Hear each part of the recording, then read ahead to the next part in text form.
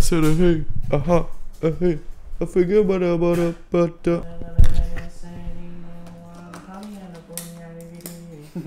I said a hey, aha, a hey.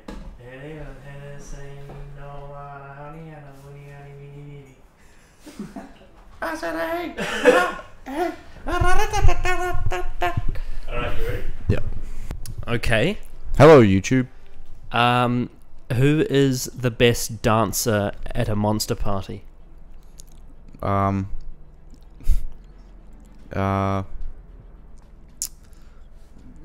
got me. I don't know. The boogeyman. You're almost getting there now. You're gonna get one of these jokes one of these days, don't you think? One of these days. One of these days.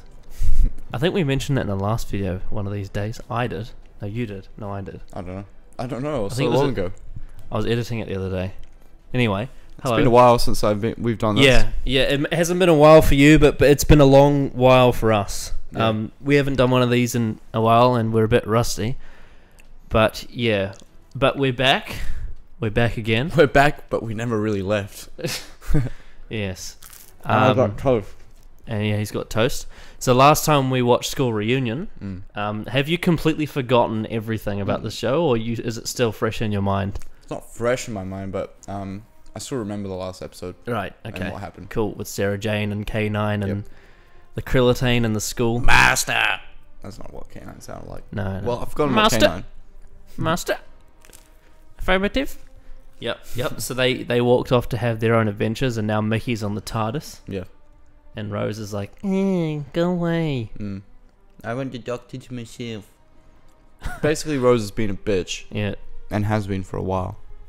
Yeah, but she's been an inconsistent bitch, though, because she was really awesome in Tooth and Claw. Like, she was funny and helpful and nice. And then as soon as Sarah Jane turns up, she's like, are you a dinosaur?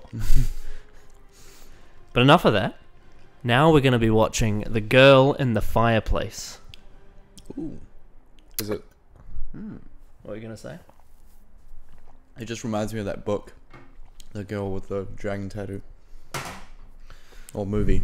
I'm pretty sure it was a book as well. Must have been. I'm pretty sure. Sounds like it. Yeah. But yeah, we're going to be watching The Girl in the Fireplace. And yeah, anything you want to say before we start? No. No? Yeah. Right, let's get on with it then. Let's get it into it. Cool. I need you now, you promised. The clock on the mantle is broken. It is time. Doctor! Doctor!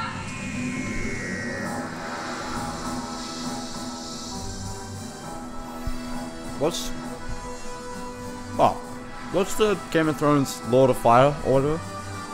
Oh, the Lord of Light. Lord of Light. Lord of Light. David Tennant's the Lord of Light. That's fine. What if he becomes the Lord of Light? Oh shit, in season 8? Yeah. Well, and you just see like Melisandre sucking him off? In what form though? Oh no. The Girl in the Fireplace by Davies Moffat. Ah, Moffat. He got a bit of an infamous reputation with you last time. With The Empty Child, the Doctor Dances, remember? Not to say I didn't like them. 3,000 years later. I forgot what Rose looked like. She's a lot more fit this season. Mickey Smith, the universe. He's so realistic. It's like when a kid goes into a video game. Out for a quick fire. No, checked all the smoking pot. A cigarette reference on a kid's show. Well, not a kid's show, but... You wouldn't hear them say fag anymore though, would you? It's kind of like when I watched How I Met Your Mother, and they had this episode all about smoking cigarettes. Yeah. And it's like, this is weird, but then I forget, it's not really a all-access show. Nah, the society's just so watered down these days. Yeah. What's that? No idea. Just made it up. So I want to say a magic door. And on the other Whoa! Magic door. Magic door. Imagine waking up and seeing David Tennant in your bedroom. Oh, Just fucking spread your legs now. I wouldn't be impartial to that. Just a moment ago. I was in your Wouldn't that blow your mind? That was weeks ago. That was months. In 1726? Well, she's a kid. True.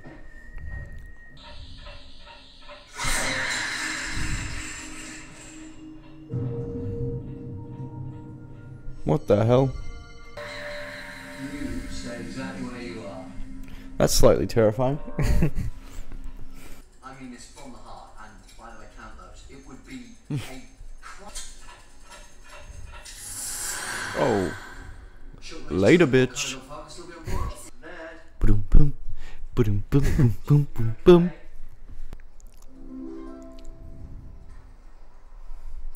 It's like the sound of someone joining like a lobby in like Assassin's Creed or something.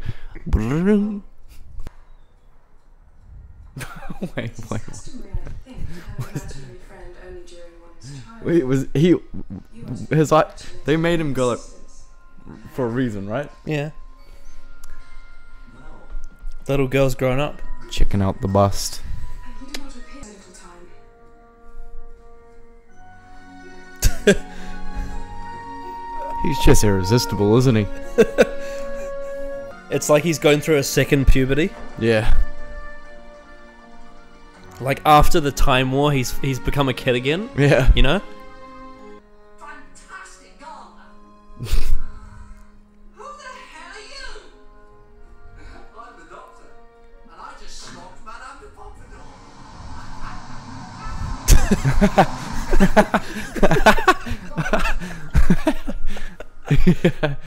Go home. He was like, "Darling, I fear I've got dementia."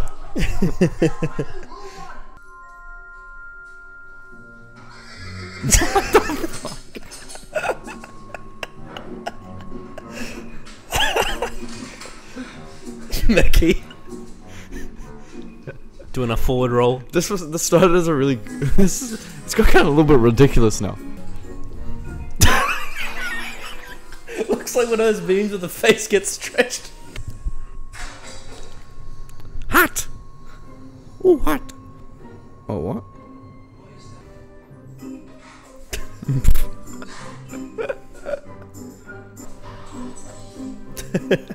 What the fuck? Is there a horse? Like how he's just not shocked by being able to. Yeah, he's just like, oh, it's a hole in the wall. Your eyebrows kind of freak me out. His eyebrows. No, her the Oh yeah. other chick. And I love him with all my heart. And I look forward They're just to like seeing him. little wisps. Yeah. Something wrong, my dear? Not wrong. Meanwhile, in deep space, In the 51 centuries later. What's doing on a spaceship? Mickey, what's pre-revolutionary France doing on a spaceship? Get a little perspective. Is the ship a living thing of Renee?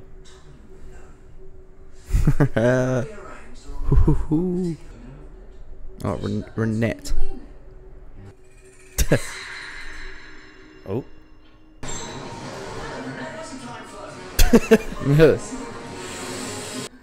Always comes down to that, doesn't it? The parts.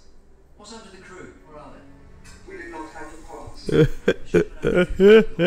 did they get the crew? Instant. No. No, you're not keeping the horse. Well, there you keep Mickey. Now go.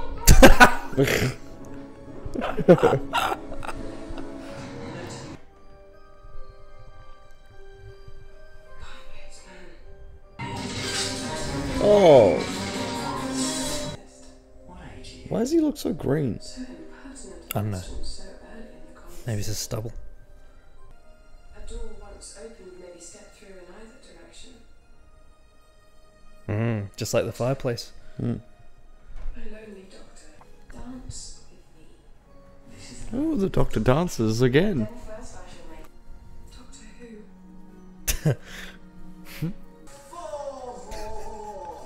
I gotta spread my wings and have you met the French?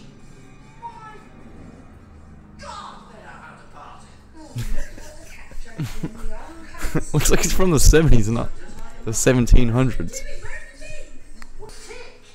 You're Mr. Thick, thickety, thick face from Thick Town, Thickania.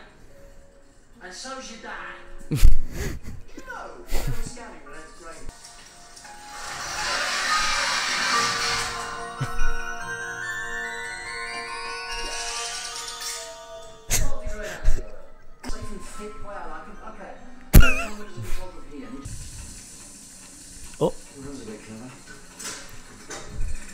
He's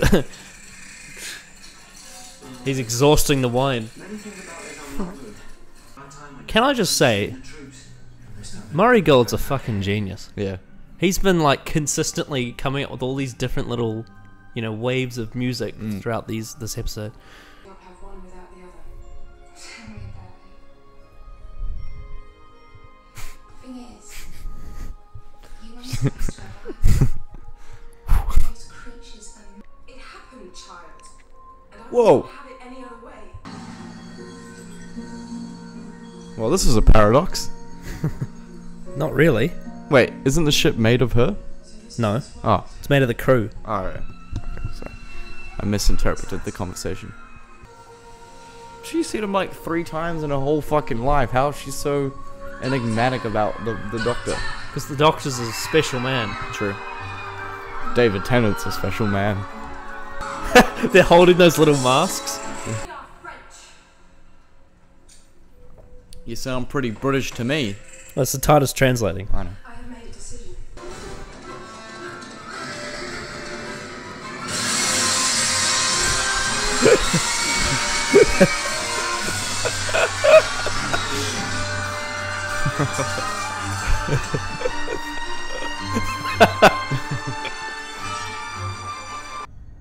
How's he gonna get back?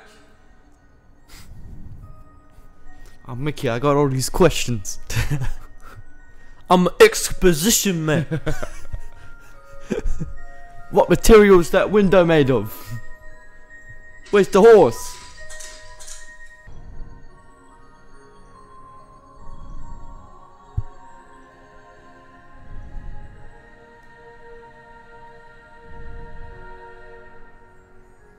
I love that transition. Yeah, that is really nice. Especially with the You music. know all their names, don't you? I also thought I might need money. Wasn't a bit vague about money. Where'd you get money? So here, Well, I'm It's funny how he had like a historian crush on her. Yeah. aren't you? Yeah, it's like a... it's like how our English teacher, Miss Waterfall, she had a crush on Shakespeare. Oh, yeah. Even though she'd never met him. Yeah. The fireplace. I thought he was gonna say the fuck. Wish me luck. No. How long did you wait? 5.5 hours. Right. Always wait 5.5 hours. Explain that. Bring the TARDIS in a sec. It's like a whole shift. God, do you reckon her and Mickey banged in that time? Who knows? Probably. What else would you do for 5.5 hours? Oh no, she did. Versailles for the last time. Only 43 when she died. Too young. You're alright. I'm always alright.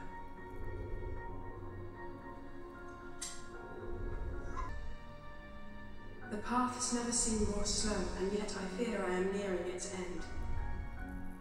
Reason tells me that you and I are unlikely to meet again. Is she really in that casket then? Yeah. Does he not go back to get her? Well, she's dead now. Well, he could go back to before she died. No, that's a paradox. I guess so.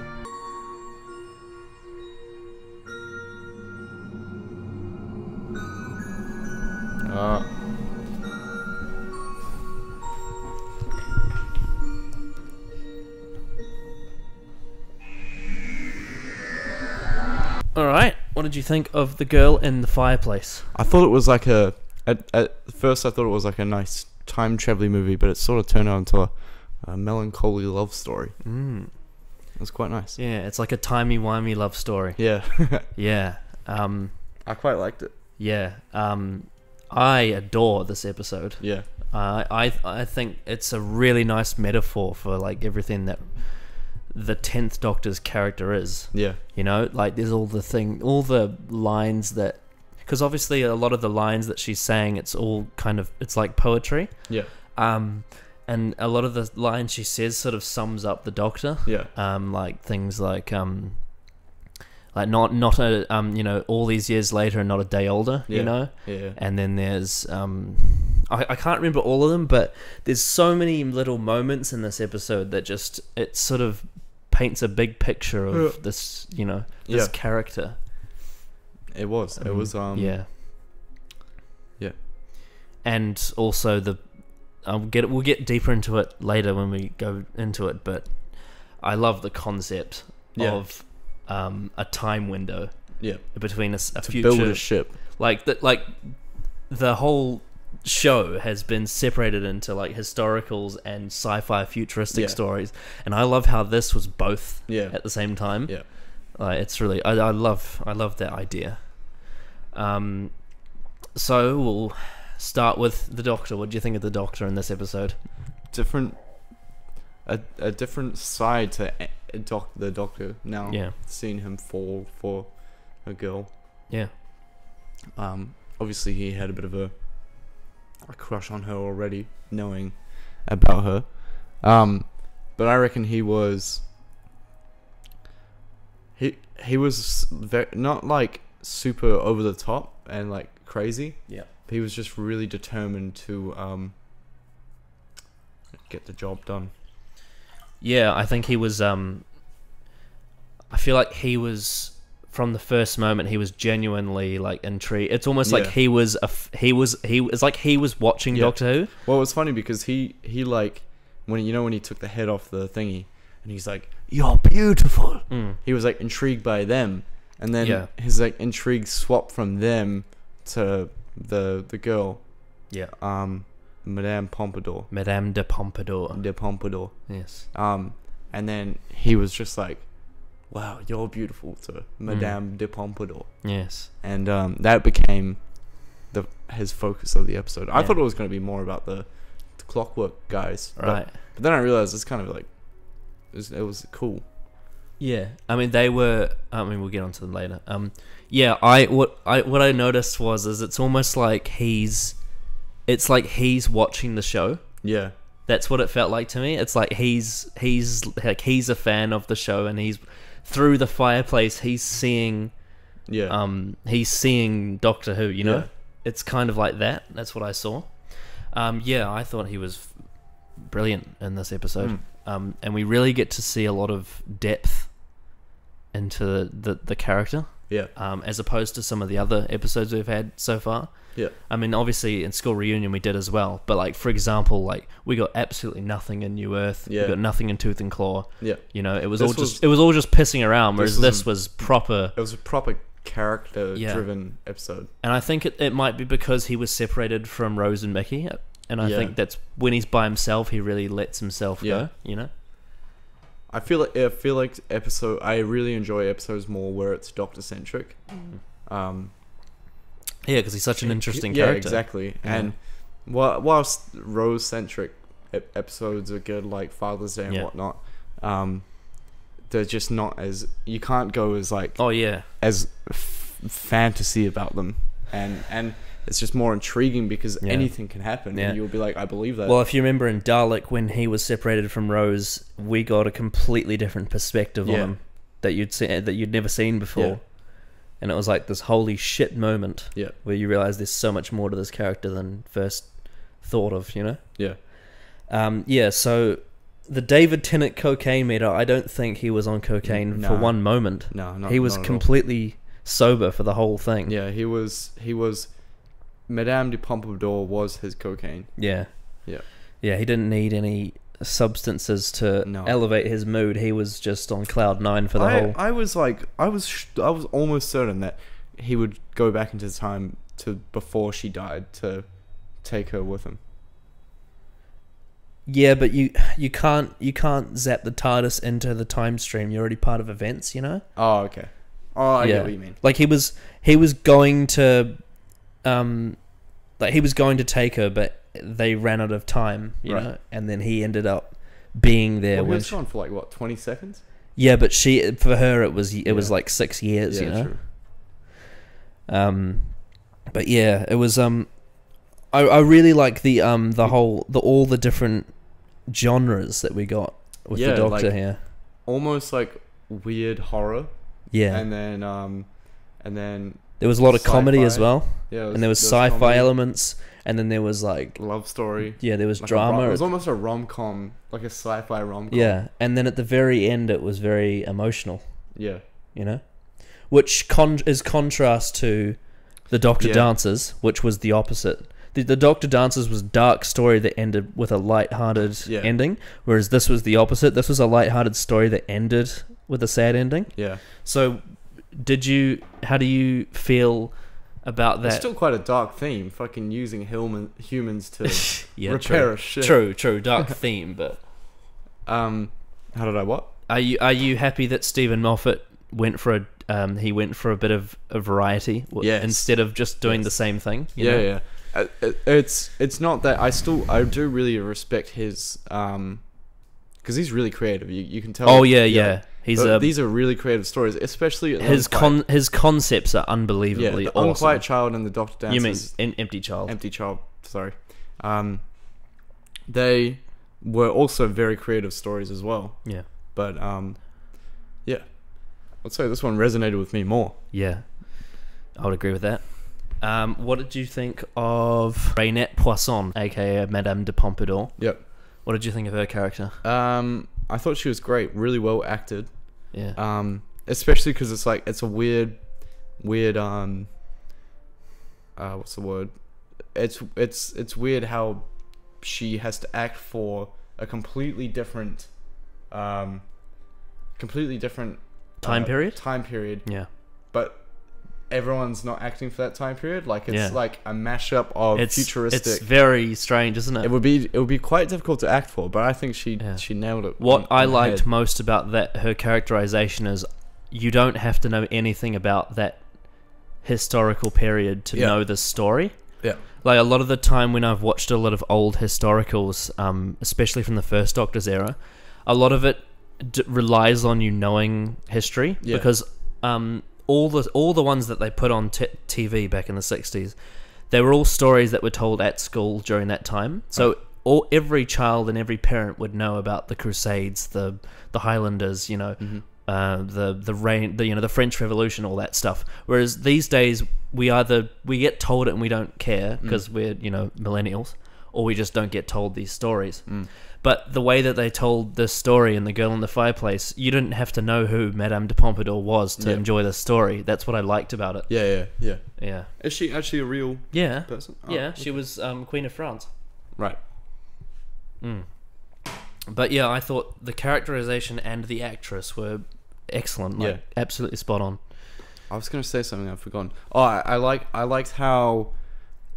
I mean, it's obvious she's human, but I like how there's just that sort of uncertainty, like whether she is or isn't throughout the episode. It's like, because it's sort of just like, why are they picking this specific woman to take her brain? It was obviously revealed at the end, though. Yeah, and then also when she could see into the Doctor's mind, it's like, hold on. Yeah. I mean, it makes sense. Like, it's a stream going back and forth. You can go in or go out. I mean, one thing that was kind of copied from the last Stephen Moffat story was that it came down to a software glitch. Yeah. That's the one thing that I think was copied over. Yeah. But I think it's a great idea, though. I think he sort of pokes fun at technology as well that way. Yeah. Like, yeah. He's like all your sci-fi stuff, and look what can happen from a software glitch. Yeah. Yeah. But I even though a lot of people won't understand it because it's so wibbly wobbly, like all the different parts of the story to make sense. But when you figure it out, like when it clicks in your head that like that ship is named SS Madame de Pompadour, and they were looking for her at 37 years old because the ship was called her name and it was a 37-year-old ship. So like when that clicks in your head, it's like, oh my god, and it fully completes the story for me. It makes it a nice nice package, if that makes sense. Right. What did you think of? I guess we could say, what do you we could put together. What do you think of Rose and Mickey in this episode? I think it was they were the comedy side of it almost. I'm still sort of not too sure about whether I like Rose anymore. You know? Yeah, because her character, since the Christmas invasion, her Yeah, it's character's just- changed. And I think it's because of David Tennant's Doctor. You know? You think she's starting to like properly get invested, Yeah. and like she's just bitchy, isn't she? Well, I think it's because with the Ninth Doctor, she sort of looked up to him. Yeah. And with this 10th Doctor, it's almost like she's it's like she's more obsessive. Yeah. Yeah. And you know, over time that can happen. Yeah. But you could tell, like, at the end of the episode, she's like, so, like, do you like that girl? Yeah, You know? yeah. And it's like, why is it all about you? Fucking hell. Yeah. It's the whole EastEnders thing that Russell T Davies wants from her character. Yeah. And it can get a bit annoying. It's a bit like, I quite like it because that's also relatable for obviously the younger audience. Oh, because everyone knows someone that's like that. Yeah, and it's relatable for people, for even like, you know, younger people who are still trying to figure out feelings and shit like that.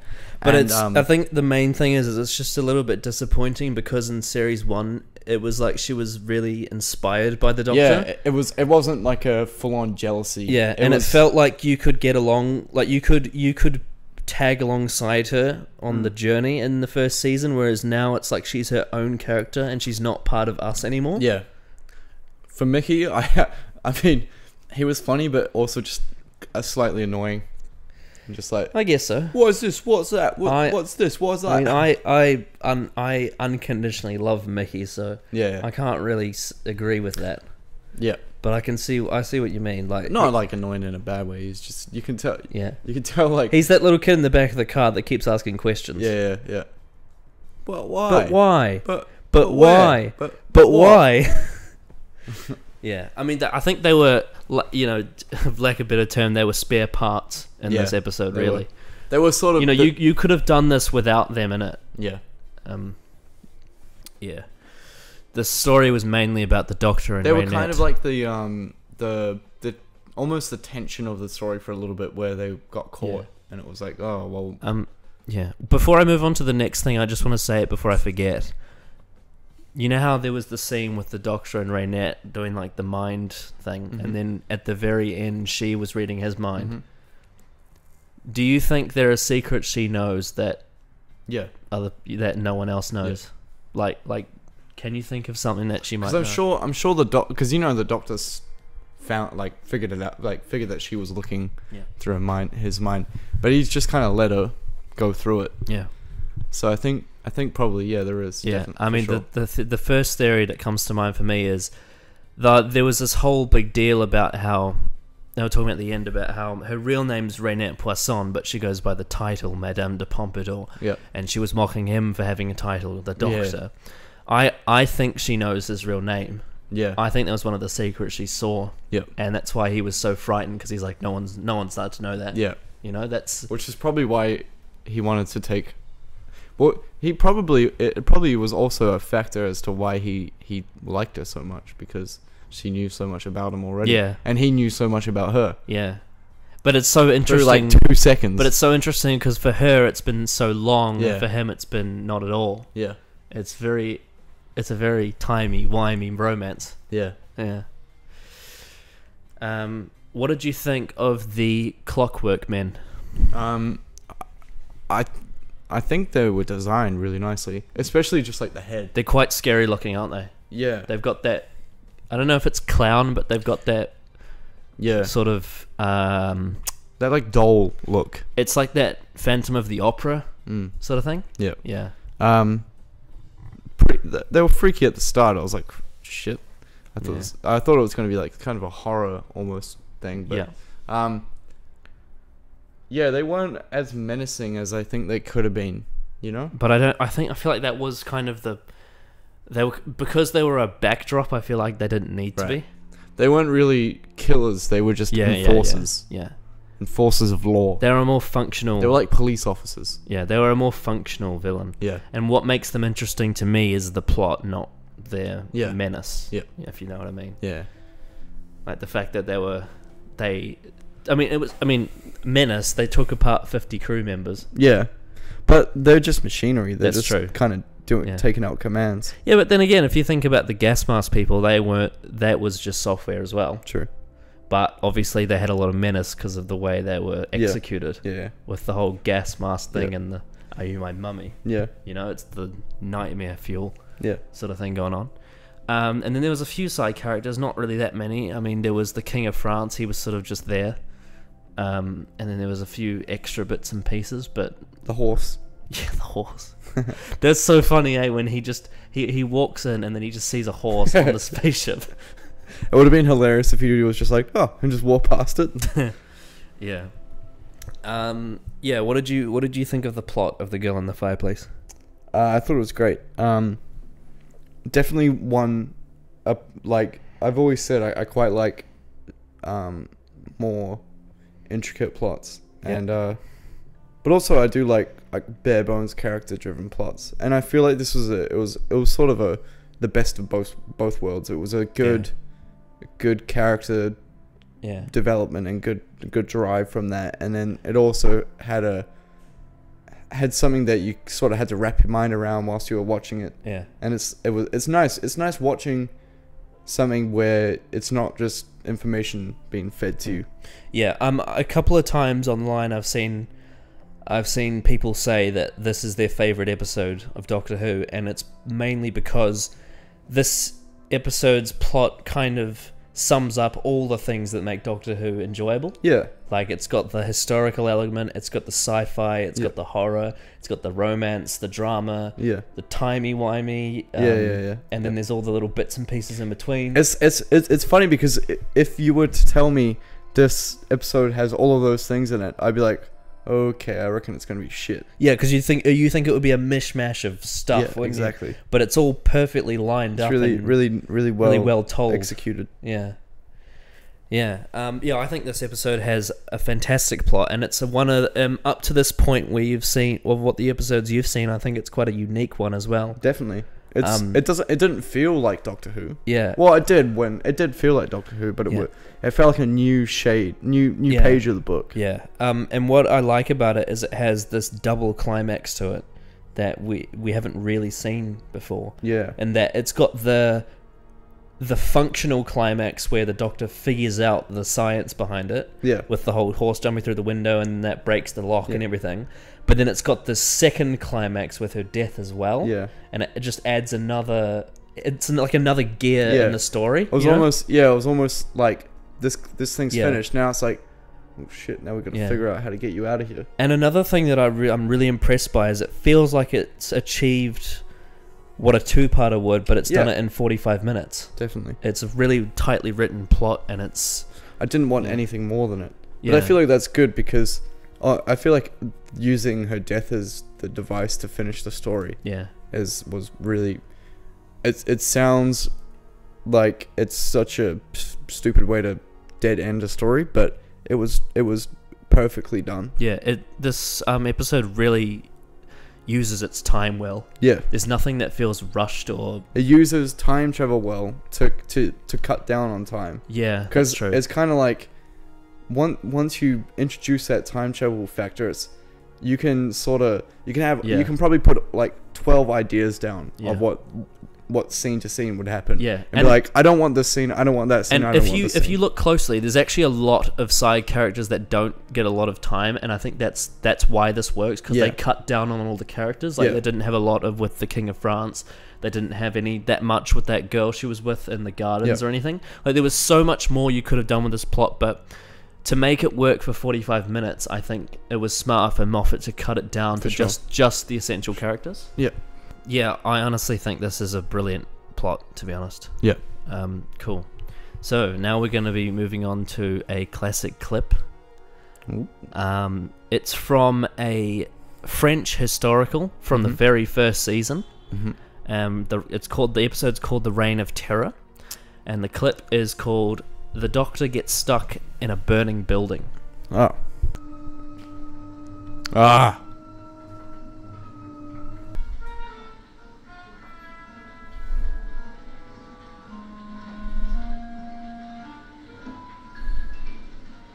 if you just hit his head on that beam again, and it's like, oh!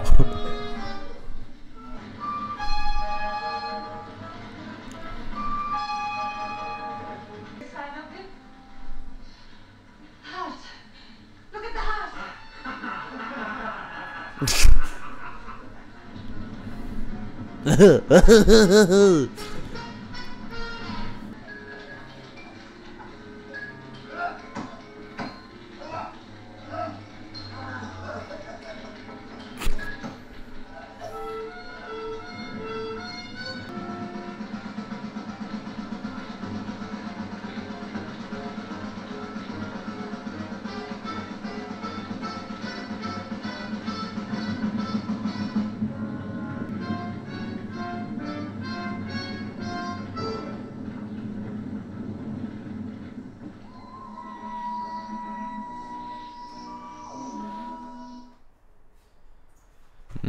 The end of the episode.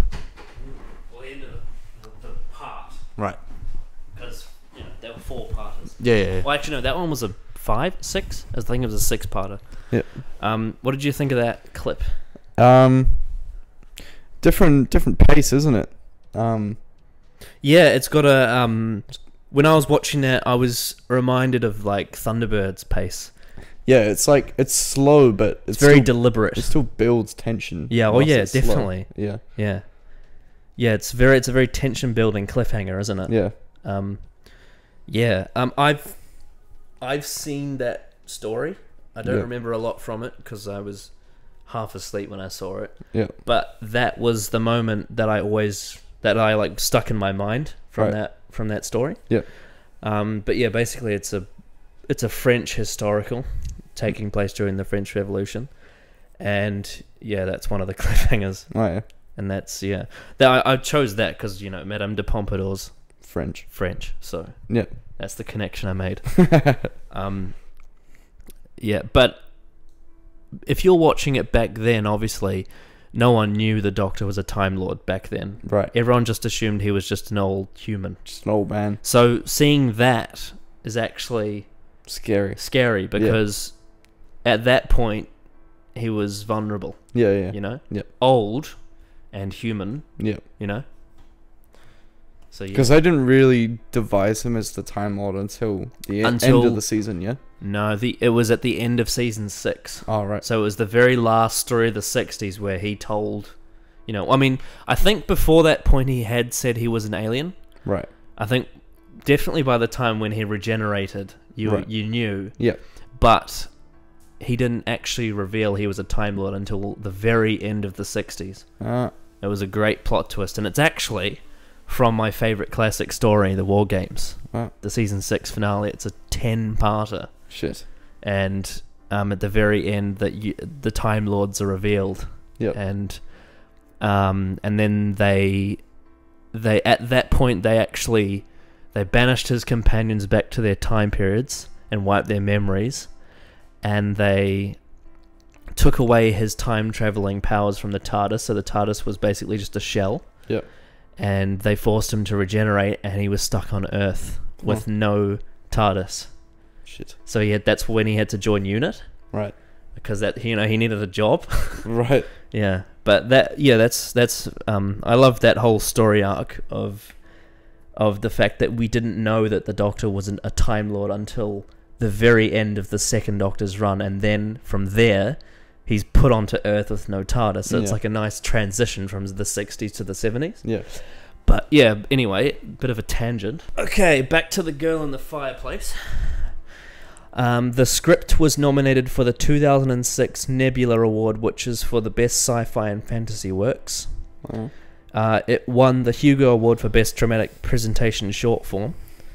Same award that School Reunion was nominated for, and the one that Dalek and The Empty Child, the Doctor Dances won the previous years. The acting, emotion, and pacing was praised. Extremely touching. People wish that some of the more temporal details were more explained and paid attention to, which could have maybe benefited an extra 5 minutes of runtime to polish up the script for more casual viewers. I can see why, but I personally don't have a problem with it Yeah. because I'm so, into sci-fi and I understand the concepts. Yeah. If you're attentive, I feel like, and familiar with the themes and stuff, then Yeah. you don't need much more. Yeah, because explanation. you could have done that, but Yeah. just would have been padding to me. Yeah. So you could have gone either way, but The only thing I would have liked is to know is like, why did they name the ship? I would have assumed that it's because she's a famous historian, Yeah. so they would have named it after her. Maybe Right. they were a French ship colonist thing. Yeah. You know? I feel like that's the only thing that's sort of left up to. Yeah, but I don't think it really matters. Nah, it doesn't matter. It doesn't really matter. 'Cause it's just. Yeah, it doesn't matter. Like, that's my theory on it, is that they named it after her because they were French. Yeah. And it's like if you named if we named the first spaceship to leave, John Key. if we were to name the first spaceship to go to Mars, SS John Key. SS Armstrong or something. All right. Yep. You know what I mean? Fair enough. Yep. It's that kind of thing. But I don't think it really matters why they did it. It's just that they did do it, and that's why the Clockwork Droids were looking for it. Right. SS Helen Clark. New Zealand. It's a Kiwi joke for you.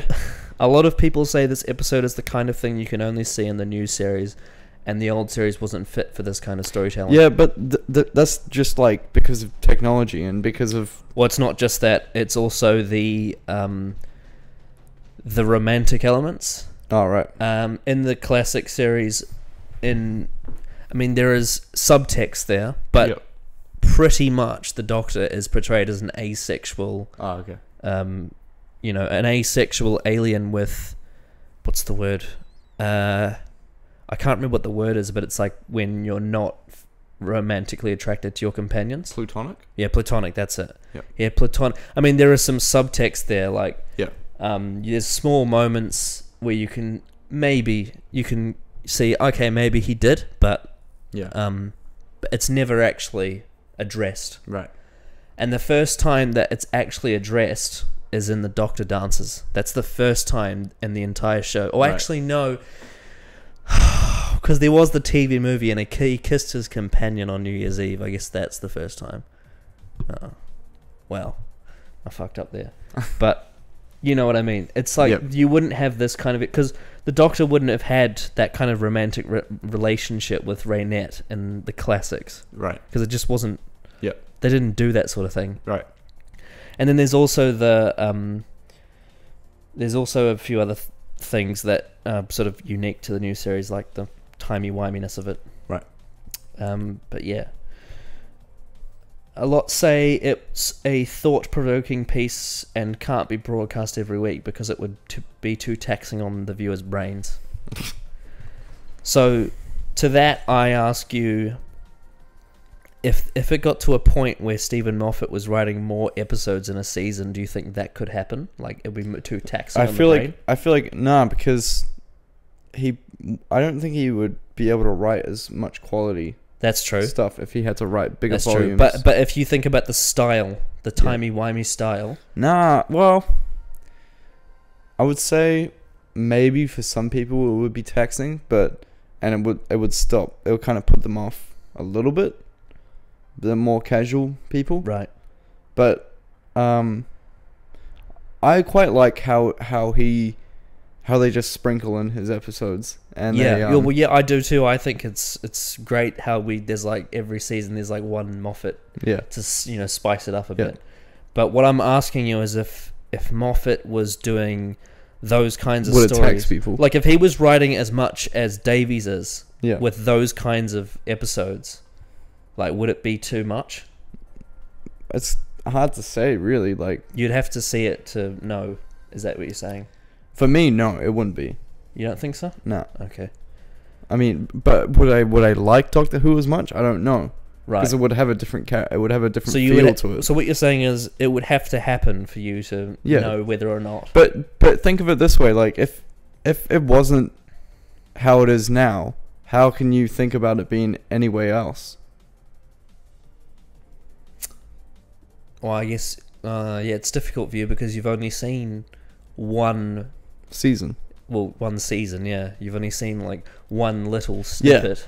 I would say I haven't seen enough Moffat to like completely know what he's fully capable of. Okay. Well, his ups and downs and his rounds and bounds. Well, we'll get onto that. As I've said before, he's written more Doctor Who episodes than anyone else in history. So, you know, you've got a lot to see from him. But we're still in the early days now. You've only seen 2 or 3 of his. I mean, you saw Blink a while ago. Yeah. But yeah, I know you've seen the 11th Hour as well, so 4. Half of the 11th Hour. Okay, it's 3.5. You've seen like 3.5 Moffats. Did you write Midnight? No, that was Russell T Davies. Yeah. Which surprised me when I rewatched it. Yep. Because it seems like the kind of thing that Moffat would write, but it's actually Davies. Anyway. I just remember the start of Midnight and just how it's just like... it's so... Yeah. Yeah. Yeah. Anyway, we'll get onto that when we get onto that. Right, so obviously Stephen Moffat wrote this episode. In 2004, Russell T Davies was responsible for Casanova, a serial set in the 18th century. During his research, Davies became fascinated by Madame de Pompadour and wanted to include her in a story which also involved the Turk, a clockwork man who'd played chess around the same period and which was later revealed to be a hoax.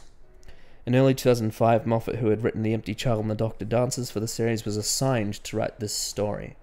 So I think Davies had this idea of having Madame de Pompadour in it. Right. I think the whole romance with the Doctor and Raynette was Davies' idea. a Davies idea, but Moffat's put his own little twist on it with all the timey-wimey stuff. Well, that's good because it's like, it's sort of like a challenge to Moffat. It's like, here's what I've got. What can I do? Yeah. I think that's a testament to how good of a writer I think he is. Russell T Davies and Stephen Moffat are a really great team as writers. Yeah. Because Stephen Moffat's great at coming up with ideas, and Russell T Davies is really good at executing ideas. I think, if that makes sense. Yeah, Moffat's like good at coming up with the plot, and then Davies is good at coming up with like devices for the plot, like this character. Yeah, what Russell T Davies' attention to detail is unbelievable. Like, you look at Bad Wolf: The Parting of the Ways. Like every single second of that story is thought out. Yep. It's all perfectly planned and everything. It's all linked up. Yeah, it's all linked up and nicely nicked, and it's like all the drama in it is squeezed to its absolute limit as well. So yeah, I think them as a team is really good because Moffat has all these big, bold ideas that no one else thinks of. Yeah. And when you've got Russell T Davies as showrunner to mold that idea into a script, as he's editing Moffat's scripts, it makes for great television. Yeah. That's what I think. Russell T Davies said that the episode is practically a love story for the Doctor. It's very understated, very beautifully done, but it's nonetheless a Time Lord falling in love, and Rose's reaction to him falling in love with someone else. So that was obviously intentional. Moffat was inspired by Audrey Niffenegger's novel The Time Traveller's Wife. Did you just say? Huh? Nothing. Audrey Niffenegger's. Have you ever heard of The Time Traveller's Wife? The movie. Well, it's a novel, but yeah, I guess it's a movie as well. Oh, I didn't know it was a novel. I watched the movie. Right, yeah. He was inspired by that for this. Though the episode structure is different from that of the novel. During the production, Moffat considered Madame de Pompadour, Every Tick of My Heart, Raynette, and The Lonely Angel and Loose Connection for episode's title. Every Tick of My Heart. So cheesy. The Girl in the Fireplace was planned as the second episode of the 2006 series. However, when Davies realised how experimental it had become in Moffat's hands, he decided to move it to the fourth in the running order. Oh, yeah. And that's why Mickey's in it. Because, how Mickey barely has any... Yeah. He barely has any purpose in the story. So he was basically written in at last minute. He wasn't supposed to be in it, if that makes sense. Yeah, it was supposed to be New Earth, Girl in the Fireplace, Tooth and Claw, then School Reunion, and then whatever comes after. Yeah. So Mickey had to be written into the story. Right. Yeah. While the episode appears to follow immediately from the previous episode's school reunion, Moffat says in the DVD commentary that when he wrote Girl in the Fireplace, he had not read the end of School Reunion, hence the lack of Rose's continuing animosity shown towards Mickey after she joins the TARDIS crew. Alright. So have you noticed, did you notice in this episode she was actually like... She actually kind of liked She actually Mickey. quite liked Mickey, Yeah. which so makes it a bit jarring. Like it sort of adds to that whole thing of us thinking that she's quite inconsistent. It doesn't help. Yeah. Because she's been completely up and down this season so far. Like Christmas Invasion, she was starting to get that character we've been talking about. She's changed into sort of the jealous, psychopath. And the New Earth, she was pretending to be Cassandra. Yep. And then in Tooth and Claw, she was like Series 1. Like, she was back to being old Rose again. Yeah. And then School Reunion, she was back to being the bitch, and now she's back to being nice again. So it's just up and down, back and forth, and it's quite jarring. The director was Euros Lyn. We've had him a few times now. What was he done? I think he did... Let me just look him up on the Wikipedia. End of the World, Unquiet Dead, Born Again, Tooth and Claw, and Girl in the Fireplace. Oh yeah. Tooth and Claw. I can see like Tooth and Claw and this sort of have a They have similar, the same historical sort of atmospheric... yeah, and similar shooting style. Yeah. And Unquiet Dead as well. Yeah. Yeah. Yeah, he seems to be quite solid, if that makes sense. Yeah. Especially when he had to deal with the CGI of End of the World. Like, that was quite a big task for him. Yeah. Yeah. But I don't really have a lot to say about him this time. Nah. Because he did very well, but I can't really... It was kind of just practical directing. Yeah. Like, I think the power of the story is from the script. Yeah. It's from the plot and the writing. Yeah. And you don't really notice the direction that much. Well, I think that's why it's so like is great direction, because you just don't notice it. Yeah. It feels like the actors. Yeah, it's very crisp. Yeah. Yeah. Obviously, one of the champions of this episode was Murray Gold. Yeah. He had a presence throughout the entire thing. Yeah, but it wasn't always like in your face music. Oh no, it wasn't in your face at all. It was just great. It was nice how it switched. Every time it switched, went from back to the ship, back to... Yeah, he had a back to France. perfect blend of robotic, futuristic sound and the old school French sound as well. Yeah. And it was really lovely, I thought. And of course, the track of this episode, this is the track that played at the very end. And it's called Madame de Pompadour. Yep.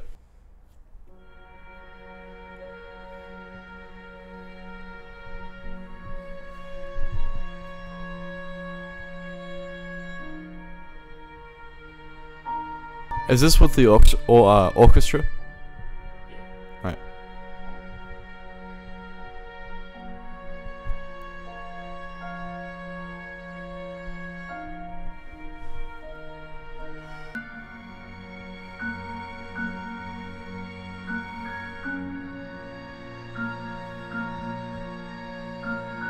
It's almost like a lullaby. Yeah, but it's a really sad one. Yeah. One of the most underappreciated things about Murray Gold is when he goes classical. Yeah. He barely ever does it, but when he does it, it's so good. I wouldn't call this classical. Well, Yeah. I don't know the proper term. Right. You just mean orchestral. Sort of.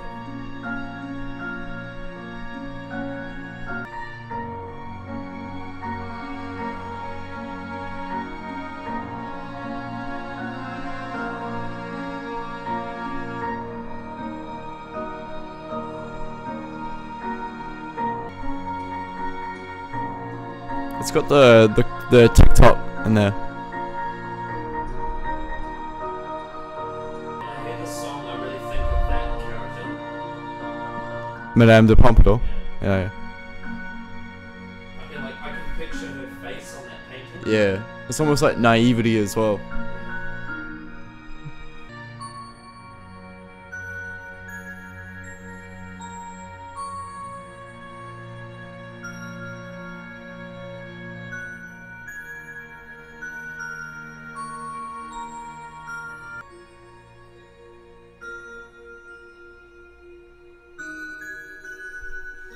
now you can just think of the Doctor just standing there in the TARDIS by himself. Oh, we never got to. Oh no, he did read out what she said in the letter.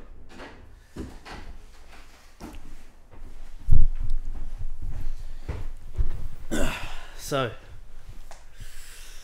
give us your thoughts on that song. It's very pretty. Oops. Yeah, it's a very pretty song, and definitely fits the character. Is it her theme almost? I guess so. Yeah. It's the song that plays at the end after she, the Doctor realizes she's dead. Yeah. Yeah, we've had a few commenters actually recently, leading up to this, saying that they're looking forward to this episode. Oh yeah. On the channel, because this song is one of their, I think there was one in particular that said this song is one of their favorite Murray Gold tracks. Yeah, I would say this is very and in fact it's a very bare bones track, which I quite like. Yeah, in fact Adam said to me this is his favorite of series 2. Yeah. And one of his favorites of Murray Gold's. Yeah. I think it's just a testament to how great he is as a musician, because he can build a lot of emotion out of the track of using some strings and a piano. Yeah. And that's all the track really consists of. And it doesn't need anything more. And it's like, it almost feels like it's nice because it's like a story between the violin and the piano, and it's almost reflects the story between the Doctor and Madame de Pompadour. And I would say this song for me, it takes the episode from being great to being a classic. Yeah. In my eyes, because it just adds that final touch on the story that just wraps it all up. Yeah. And it's I think it's gorgeous bit of music. I mean, even the stylistic choice of then post-processing some of those piano hits to have more of like a electronic feel towards the end, because you can tell that's when it transitions back to the Doctor in the TARDIS. Yeah. And that, because now it's got the electronical feel and it's more sci-fi. Yeah. But it's still that same Murray Gold's got this melody. real style to him where when he's doing a historical, he uses old orchestral sound, but he mixes it in with the sci-fi, so it's still Doctor Who sounding. Like, when you hear this sound, you recognize what it's from. Yeah. You know what I mean? Yeah, it's just fantastic. Right, now it's time for... What's it time for, Jake? Rating. No. And, starts with the T. Tea time. Trivia. Trivia. You forgot all about the trivia. No, I thought we already went through the trivia for some we reason. didn't. Oh. No, we didn't. We've got quite a bit of trivia. Okay. So, God, we're nearly at an hour as well. Yeah. It's a thick review, boys. Jesus. Yeah, thick with 2 C's. It is suggested that Raynette possibly knows the Doctor's real name due to their mental connection. Oh, yeah. So that was the theory I had. Yep. You're going to like this one. Uh-huh. Sophia Miles, who played Raynette, and David Tennant started dating after working together on this story. You could see the chemistry between them, actually. Yeah. Like, they were instantly, together, you know? Yeah. You really believed it. According to an interview with Miles on GMTV in 2006, it was rumoured that she carried a Doctor Who doll in her handbag. What? However, their relationship ended in 2007. So they were going out for 2 years. Oh, yeah. This is a solid bout. Throughout this episode, Mickey wears a t-shirt which has a picture of the Nintendo Entertainment System controller over the caption, "Know Your Roots." This particular t-shirt, a limited edition, could be obtained either by subscribing to the British Nintendo official magazine or by being purchased at selected game station outlets. In Doctor Who magazine 367, Noel Clarke admitted to being a Nintendo fan and to being the owner of a Nintendo DS. Oh. That's cool. As seen in the Doctor Who Confidential... Oh, so just to let you know before I go into this... Doctor Who Confidential is basically a documentary series on all the episodes. Yeah. So In the episode script to screen, Arthur the horse was not allowed to set foot in the ballroom in the climactic scene. The various elements of the Doctor riding Arthur through the mirror, the horse, the mirror, the breaking, and the reactions of the extras in the ballroom all had to be filmed at separate times and then composited together. Mm. So that was all CGI. Yeah. Well, not CGI, but, screens. Yeah. Chroma key. Timey-wimey stuff. Yes, timey-wimey stuff. There are many sexual metaphors throughout this episode. Of course there are, because it's Stephen Moffat. Yeah. You remember him in the Doctor Dances having a little go with all the characters, Yeah. Of course, bananas are good. That's one of them. Always carry a banana, Rose. Always carry a banana. Raynette asks the Doctor to dance, a word used by Moffat in the Doctor Dances as a euphemism for sexual activity. Yeah. And then when they walk into the room, the bed's got, like, roses and shit on it. Well, if you remember, she says it's always... she said something like it's time for a lonely little boy to learn how to dance, and then they walk off screen, and then he comes back drunk. Yeah. Like, they're probably fucked in that time. Alright. But, of course, they didn't confirm it, because, that would just be, what about all those old fans that are like, hey, the Doctor's not romantic, what is this bullshit? But, of course, Stephen Moffat has to have his little, wank about, with his characters. Moffat remarked in the MP3 audio commentary with Noel Clarke that Raynette's use of the word dance was merely done as flirtation, that no sexual activity took place, and that the only dancing was the one that done at the Yew Tree Ball. Is that so? Okay. Well, good to know. In the commentary for this episode, David Tennant remarked on the intimacy of the mind-reading scene and the ambiguity of the scene where Raynette and the Doctor part. The bed in the foreground hinting at seduction, as you said. Mm. Sophia Miles's dress in the ballroom scene was originally worn by Helen Mirren in The Madness of King George and Jodie May in Aristocrats. Mm. So it's a reused dress. Raynette is the first non-companion character to kiss the Doctor on screen. Oh, yeah. Oh, yeah? Oh, yeah? So Rose was before that. And Grace Holloway from the TV movie with the 8th Doctor. Oh, yeah. Yes. And I guess, it doesn't really count if he gets kissed on the cheek, eh? No. No. Yeah. Nah. Although it wasn't actually Rose, was it? Because the first time it was the bad wolf entity, and then the second time it was Cassandra in Rose's body. Ah. So it doesn't really count, does it? I guess so. Yeah.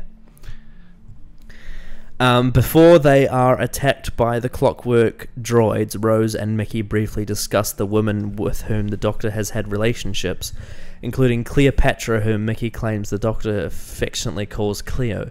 The 4th Doctor had previously mentioned Cleopatra to Duke Guilanio, who the hell that is, citing one of her guardsmen as the best swordsman I've ever seen. As from the episode The Mask of Mandragora. Also in that episode, the Doctor visited a mask and a historical location.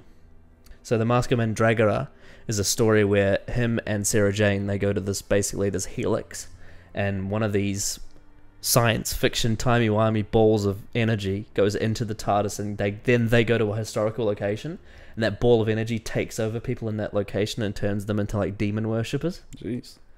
So it's all so this episode kind of has parallels to that, and it's a mix of like sci-fi and historical. Right. When the Doctor expresses a preference for 18th century France, it tallies up with the opinions of the First Doctor in the Reign of Terror, which was the clip that you saw with the burning building. The Doctor calls a dangerous creature beautiful, even though others would not feel the same way about such. The 3rd Doctor considered a giant fly a beautiful creature, despite the fact that it attacked him and Sergeant Benton in the Green Death. Yeah. So he's obviously got a fascination with things that humans don't have.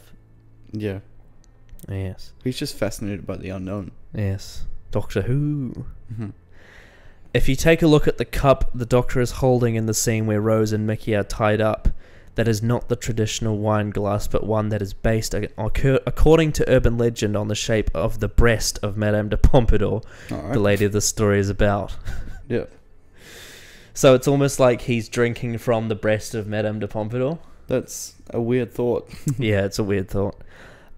Stephen Moffat was dismayed to discover that the key exchange between Rose and Raynette, in which they discussed the Doctor and the monsters, had largely been trimmed down to just a few lines. He subsequently convinced Jocelyn to reinsert the remainder of the dialogue. Right. That was another one of those times when I said, like, the Doctor and the monsters is almost like a poetic way of summing up who his character is, you know? It's always the Doctor and the monsters.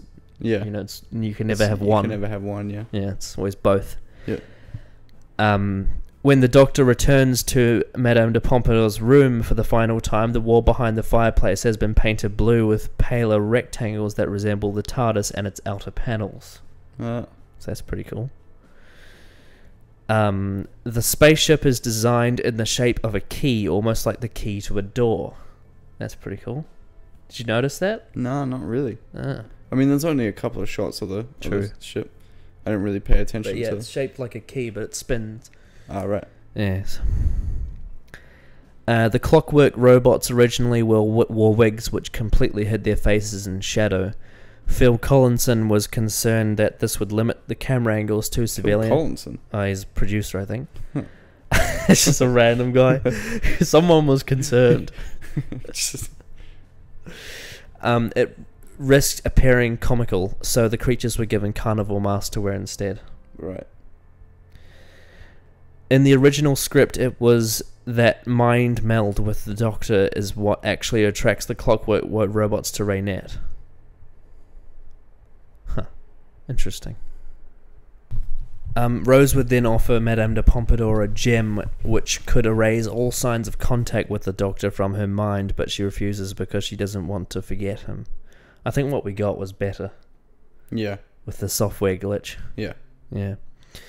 The robots, driven by intricate clockwork and mechanical gears, are based on self-operating machines called automatons, which were present in 17th century Europe. So the actual robot, like those mechanical things, I guess, were part of that time period. That's why they could blend in. Yeah. You know, it wasn't like a Dalek, and then the French would be like, "What the hell's that?" Which kind of makes sense why the ship is called her name. Yeah. As well. Yeah, I guess so. The weather was appalling for a lot of the day of filming. And due to the very intricate nature of the costumes, the cast were not allowed out of their trailers or the set before a crew member ensured they had umbrellas brought to them. That's probably why she had an umbrella in the courtyard. Oh, yeah. Because of the weather. Yeah. Although not as bad as the weather from New Earth. The windy CGI shots from the very beginning, that was appalling. Yeah. Fucking ADR. Various members of cast found their costumes tight and would eat lunch standing up to avoid costume damage, such as lost buttons. Jeez. In a deleted scene, the Doctor met the cruel owner of the horse that gets trapped in the spaceship. He is trying to find the horse and threatens to hurt it when he finds it. That'd be hilarious. If this was a two-parter, they probably would have had that scene. That's just the whole of the second part. This guy's just trying to find the damn horse. Where's me horse? The script was originally contained out-of-order meetings between the Doctor and Raynette, in which she recalls seeing him at her convent school, which he later visits. So originally it was going to be out of order. Right. But they decided to make it in order. Right. I think that was a good choice. Yeah, because it would have made it way too confusing if it was out of order. Yeah. You know.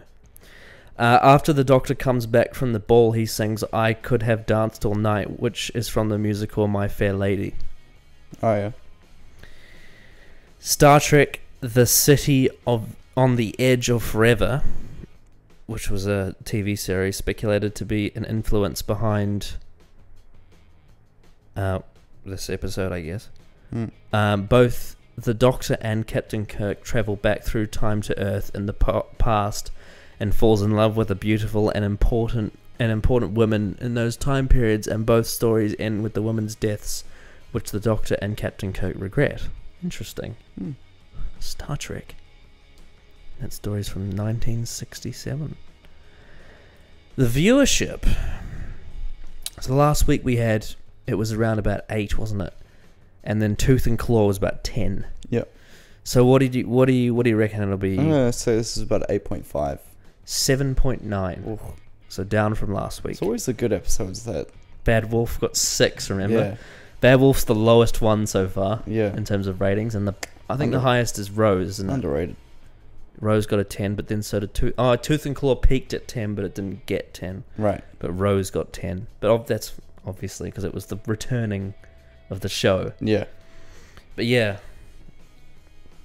Do you reckon... but, I mean, it's...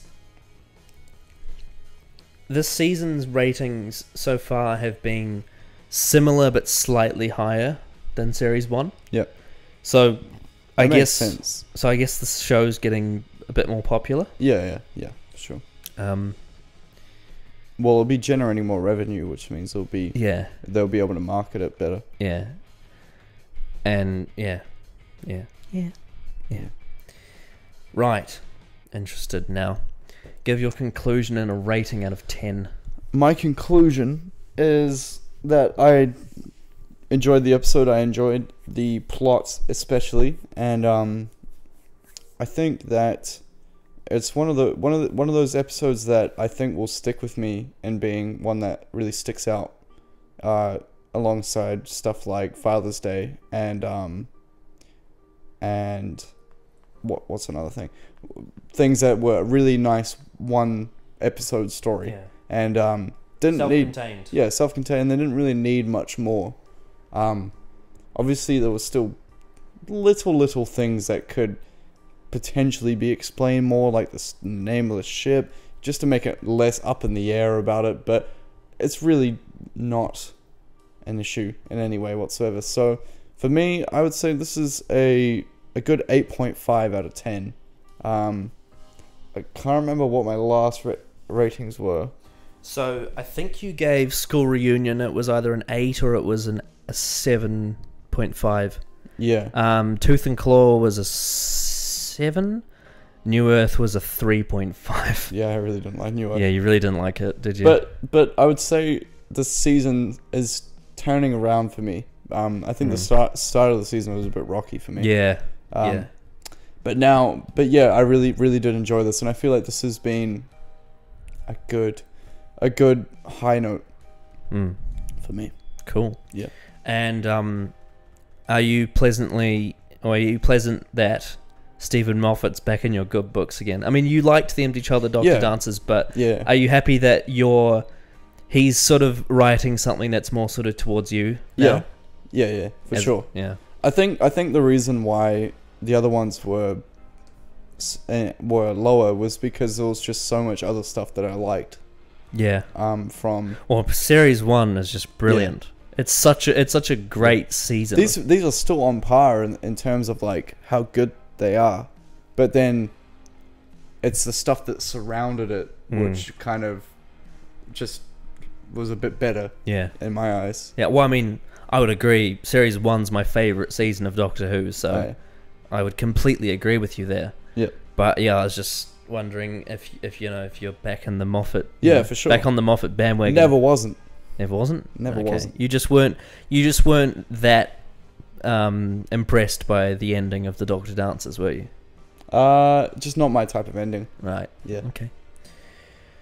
Right. So, Stephen Moffat's take on a pseudo-historical blew me away. The combination of a brilliant sci-fi plot with a wild timey-wimey romance ticks all the right boxes. The 10th Doctor and Madame de Pompadour is a combination that hits all the right notes, and overall the story is a masterpiece of love, death, art, and crazy concepts. I give it a 10 out of 10. Ooh. I think this is a perfect episode. Yeah. And there's nothing... I mean, if I had to think of nitpicks, it would be things that don't actually degrade the story. Right. They're literally just details. Yeah.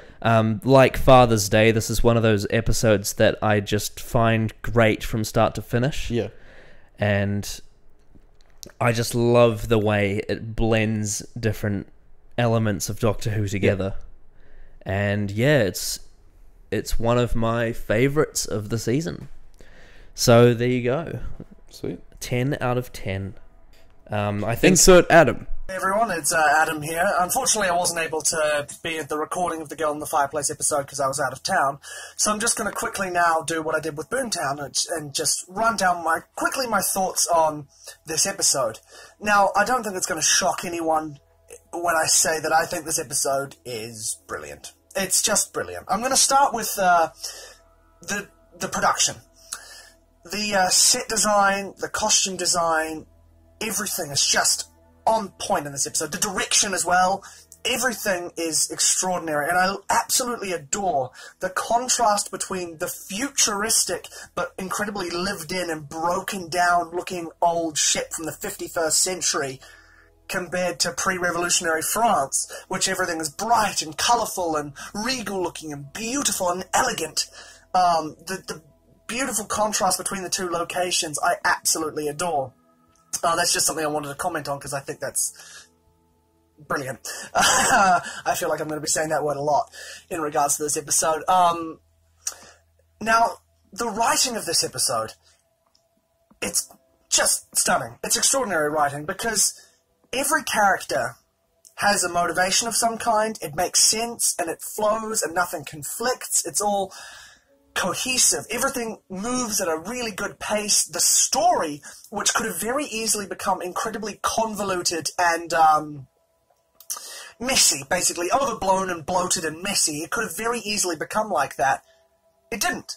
Moffat was able to focus this story, this timey-wimey story, and make it cohesive and make it make sense and make it have a real, as you all know, I'm sure, an emotional punch at the end when that last final little bit happens. And it's a really, really well-paced episode. It starts off and there's that bit of a mystery where you go into this grungy lived-in ship, which in and of itself, if you just stayed in this grungy ship, that would have been a good setting for an episode by itself.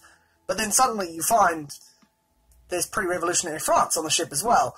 And that's an even bigger mystery. And you're like, what the hell? And the way that it slowly leads up to where the cold open was when Madame de Pompadour was screaming at the fireplace, "Doctor, help us," before the credits roll, and how everything leads up to that, and it's all so tightly written. It's all so brilliantly focused. That's what I really like about this episode, is everything is focused, so all the elements come together and make something that's just stunning.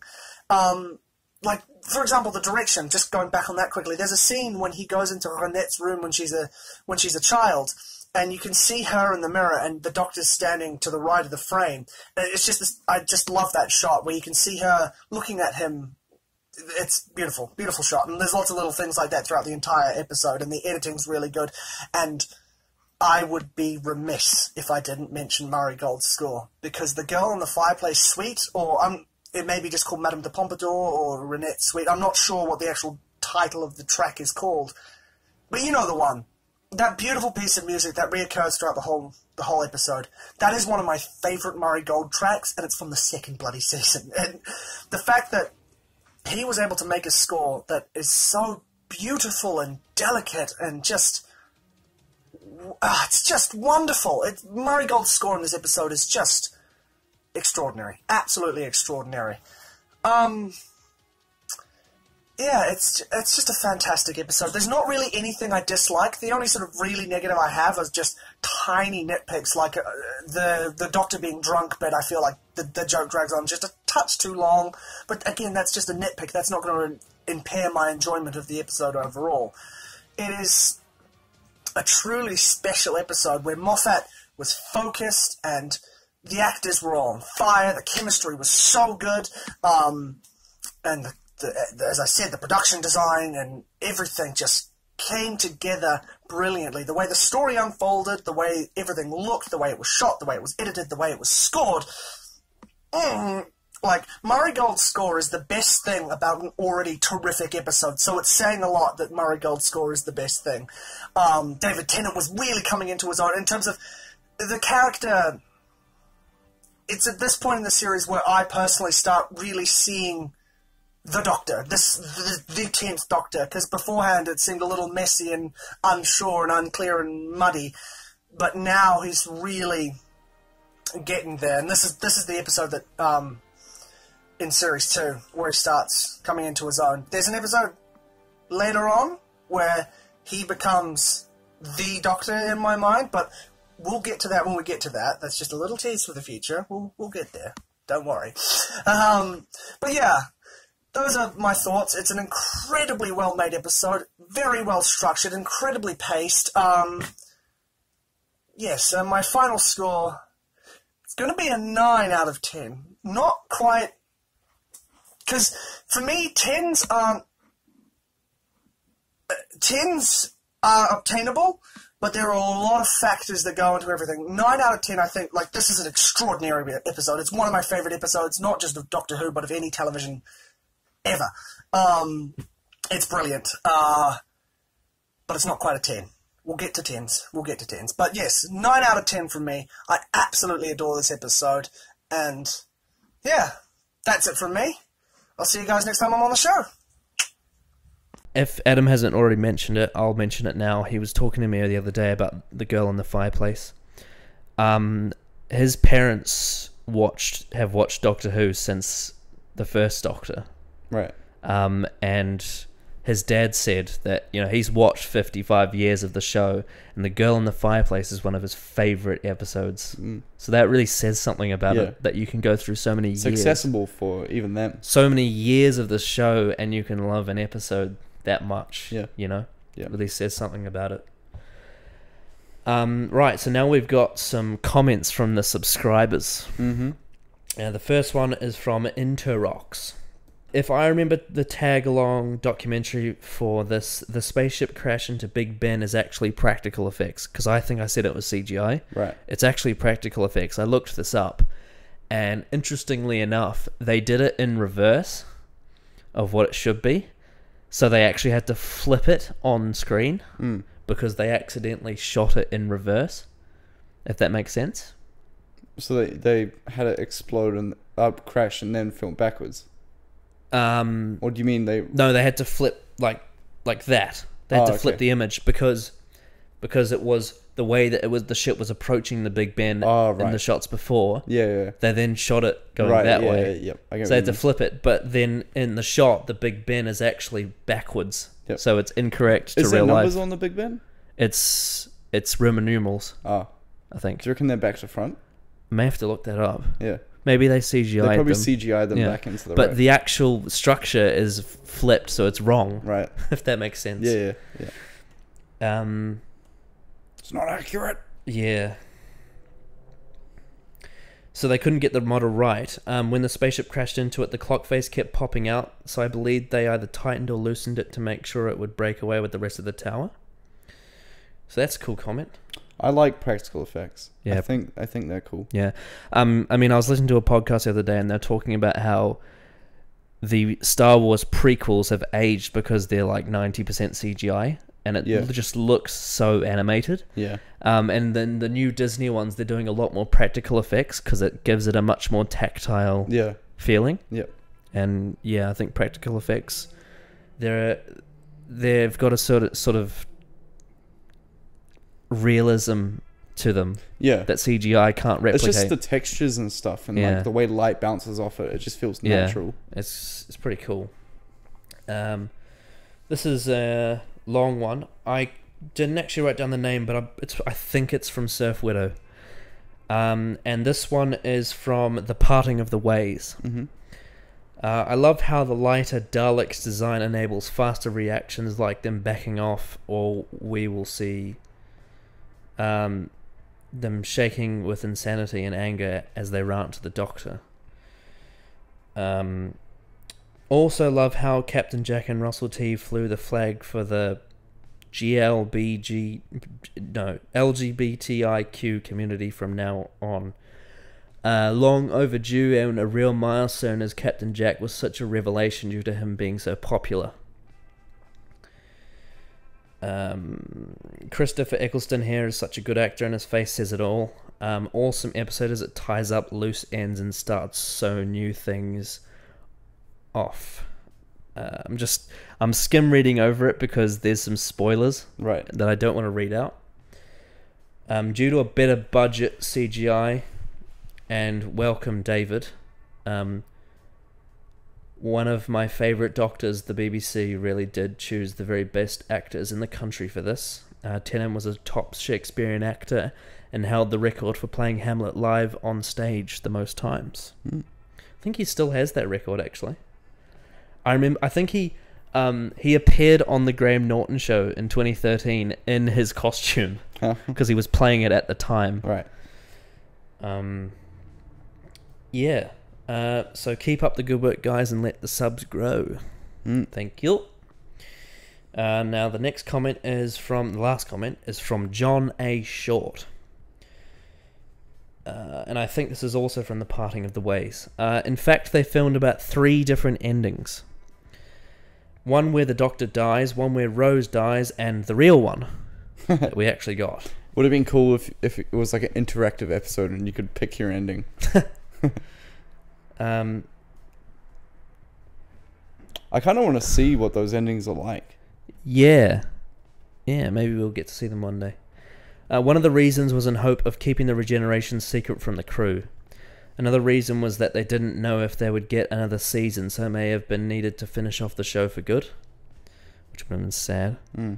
However, it was never used in the press previews because it came out that Eccleston was leaving after the broadcast of episode 1, so the public already knew that he was going to regenerate after Rose had already aired. Yeah. Which is kind of shit. They should have kept it a secret. Yeah. But I didn't know when I saw it, and I was like, what the fuck? And everyone knew who the next Doctor would be before getting to episode 13. In fact, I can remember Russell T Davies saying that everyone at the press screening stood and applauded Eccleston on his final line and nearly missed Tennant's first line. So yeah, there you go. What would you like to see next? Some